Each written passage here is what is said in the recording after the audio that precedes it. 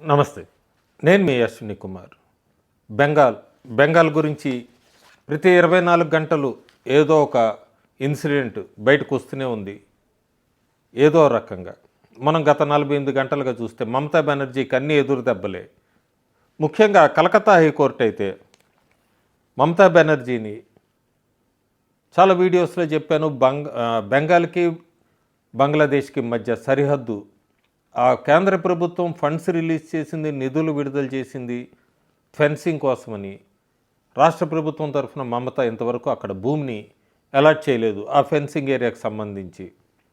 2216 కిలోమీటర్లు 600 కిలోమీటర్లు ఆ బంగ్లాదేశ్ బెంగాల్ బోర్డర్ దగ్గరే అక్రమ వలసదారులందరూ కూడా, అది పాకిస్తాన్ నుంచి అవ్వచ్చు, బంగ్లాదేశ్ అవ్వచ్చు, నేపాల్ నుంచి, ఎక్కడి నుంచైనా కూడా అక్కడెక్కడ ఫెన్సింగ్ లేదు కాబట్టి ఈజీగా బెంగాల్లోకి వచ్చేసారు ఇన్ని సంవత్సరాలంతా కూడా.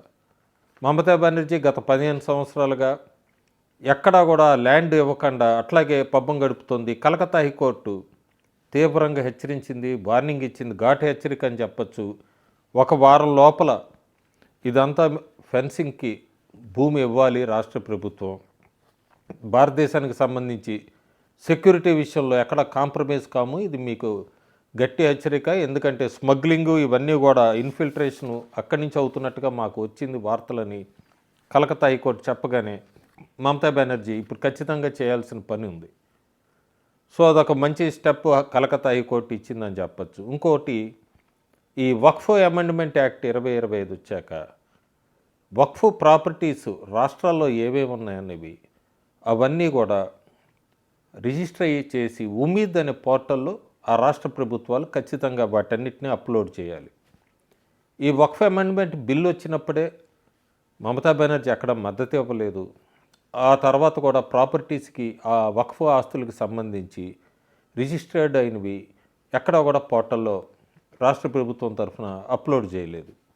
దాని మీద కూడా చాలా గట్టిగా వార్నింగ్ ఇచ్చింది. ఇప్పుడు మమత యూటర్న్ తీసుకొని 82,000 పైన వక్ఫ్ ప్రాపర్టీస్ ఉన్న సెంటర్ పోర్టల్లో డిసెంబర్ 5 కల్లా వీటన్నిటిని అప్లోడ్ చేస్తానని హామీ ఇచ్చింది రాష్ట్ర ప్రభుత్వం. మనం చూడాలి మమతా బెనర్జీ ఆ 5వ తారీఖు కన్నా చేస్తుందా లేదా అని. ఎందుకంటే సుప్రీంకోర్టు డిసెంబర్ 6 తర్వాత ఈ వక్ఫ్ ప్రాపర్టీస్కి సంబంధించి ఎక్కడా కూడా ఎక్స్టెన్షన్ ఇవ్వట్లేదు. ఖచ్చితంగా డిసెంబర్ 6 లోపల వీటిని పూర్తి చేయాలని చెప్పింది. సో మమతా బెనర్జీ ఇక్కడ యూటర్నే ఫెన్సింగ్ విషయంలో అక్కడ కూడా కోర్టు హెచ్చరిక కాబట్టి ఖచ్చితంగా చేస్తుంది. అయితే ఈ మధ్యలో బెంగాల్లో బీజేపీ రైజింగు, సాఫ్రాన్ సర్జ్ అవుతుంది, బీజేపీ దూసుకొస్తుంది. ఇవన్నీ కూడా మన సోషల్ మీడియాలో కొన్ని టీవీ ఛానల్స్లో చూస్తున్నాం. రిపీట్గా చెప్పాలంటే బీజేపీ రేసులో ఉంది. ఆ రేసు అధికారం దాకా వస్తుందా లేదా? ఎందుకంటే 294 స్థానాల్లో 147 పైన గెలుచుకోవాలి. సో ఆ నెంబర్ రీచ్ అవుతుందా లేదా అనేది అయితే మనం ఇంకా వేచి చూడాలి. పల్స్లో గ్రౌండ్లో మమతా మీద వ్యతిరేకత కనబడుతున్నా కూడా అక్కడ దాకా వెళ్తుందా లేదా అనేది అయితే మనం కొన్ని రోజులు ఆగితే తప్ప క్లారిటీగా ఉండదు. కాకపోతే BJP rising in West Bengal అని ఎందుకు చెప్తున్నారో అక్కడ మనకు కొన్ని ఎవిడెన్స్లు కనబడుతున్నాయి. ముఖ్యంగా బీజేపీ ఈ కలకత్తా హైకోర్టు ఎలక్షన్స్ అనేది జరిగింది. 10 సీట్లలో 7 బీజేపీ మద్దతుదారులు గెలిచారు. ఇది ఏదో హైకోర్టు ఎన్నికలే కదా అని తీసేయటానికి లేదు. ఎందుకంటే ఎప్పుడు అక్కడ టీఎంసీ గెలుస్తూనే ఉంటుంది. ఆ ఎలక్షన్స్లో కూడా బీజేపీ వాళ్ళని ఎక్కడా కూడా క్యాండిడేట్లు నిలబడడానికి కూడా భయపడేవాళ్ళు. అలాంటిది 7 సీట్లు గెలుచుకుంది. కొన్ని రోజుల కిందట ఈ బంకురా డిస్ట్రిక్ట్లో ఈ స్పోర్ట్స్కి సంబంధించి ప్రెసిడెంట్ ఎలక్షన్లు జరుగుతాయి. అది కూడా మనం తీసేయటానికి లేదు. ఎందుకంటే అసలు టీఎంసీ ఎవరిని కూడా నుంచోబెట్టనిచ్చేది కాదు. గేమ్ కోసం కమ్యూనిస్ట్ పార్టీయో కాంగ్రెస్ ఏదో వాళ్ళలో వాళ్ళు లోపాయికారిగా అండర్స్టాండింగ్తో ఉండేవాళ్ళే తప్ప అపోజిషన్లో బీజేపీ ఉండేది కాదు. అలాంటిది ఈ బంకురా జిల్లాలో బీజేపీ ఈ ప్రెసిడెంట్ స్పోర్ట్స్ పోస్ట్ కూడా గెలుచుకుంది. కోఆపరేటివ్ ఎన్నికలు జరిగినాయి కొన్ని నెలల కిందట. ఒక జిల్లాలో స్వీప్ చేసింది. రెసిడెన్షియల్ వెల్ఫేర్ ఎన్నికలు జరిగిన ఒక జిల్లాలో అది బీజేపీ గెలుచుకుంది. అంటే డిఫరెంట్ సెక్టర్స్లోకి వెళ్తోంది బీజేపీ. కోర్టుకి అడ్వకేట్కి సంబంధించి, స్పోర్ట్స్కి సంబంధించి, రెసిడెన్షియల్ వెల్ఫేర్కి సంబంధించి, కోఆపరేటివ్కి సంబంధించి ఈ ఎన్నికల్లో ఒకటొకటి గెలుచుకుంటూ వస్తుంది బీజేపీ గత కొన్ని నెలలుగా. దాన్ని బట్టి చెప్పచ్చు బీజేపీ పుంజుకుందని. ఎప్పుడైతే ఈ కలకత్తా హైకోర్టు దీనికి సంబంధించి ఎన్నికల్లో టీఎంసీ ఓడిపోయిందో, మమత ఆగ్రహవేశాలు ఎవరి మీద చూపించాలి తెలియక ఆఖరికి వాళ్ళ టీఎంసీ లీగల్ సెల్ లీడర్ని తరుణ్ చటర్జీని సస్పెండ్ చేసింది.